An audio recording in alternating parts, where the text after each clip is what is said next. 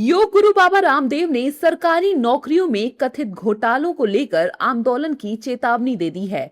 बाबा रामदेव ने कहा कि सरकारी नौकरी के इंटरव्यू में बड़े स्तर पर गड़बड़ी होती है और अपने जाति, वर्ग, संगठन के ज्यादा लोगों को फायदा पहुंचाकर दूसरों को बाहर कर दिया जाता है।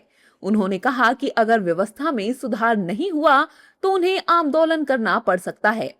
हालांकि उन्होंने साफ कहा कि वे अराजकता या आंदोलन के समर्थक नहीं हैं, लेकिन देश में हो रही गड़बड़ियों को ठीक करना जरूरी है।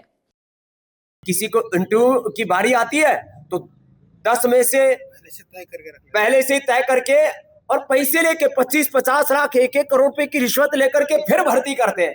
अब ऐसे ही आंदोलन करना पड़ा तो देश कैसे चलेगा? इसलिए भाई सुधर जाओ, नहीं तो देश में आंदोलन और ज्यादा भी हो सकते हैं। आंदोलन के नाम पर मैं अराजकता, अनार्की का समर्थक नहीं हूं, लेकिन भाई ये बात तो जरूर है, देश में घपला भी बहुत है।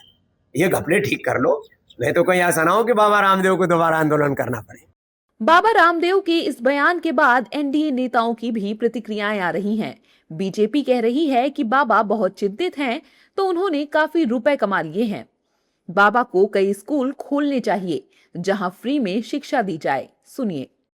बाबा रामदेव जी, उनका ट्रस्ट काफ़ी पैसा उसे कमा चुका है। मुझे समझने में आया कि 30-35 हज़ार करोड़ के मालिक हैं।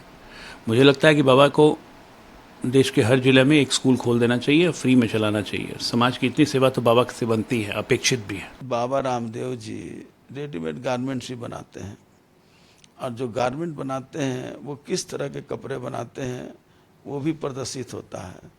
तो पहले वो अपने को सुधारने का काम करें, तब बच्चों को पर अपना उंगली उठाने का काम करें।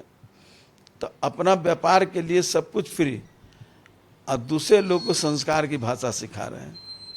मैं मानता हूँ कि चीज़ें गड़बड़ हो रही है, लेकिन सीख देने के पहले अपने आप को सुधारना चाहिए। बाबा रामदेव का इंडिविजुअल मत हो सकता है कि हार्डवेयर अच्छा है, सॉफ्टवेयर फॉल्टी है, लेकिन ऐसे प्रतिक्रिया देना जेनजी के ऊपर ज़रूरी नहीं है।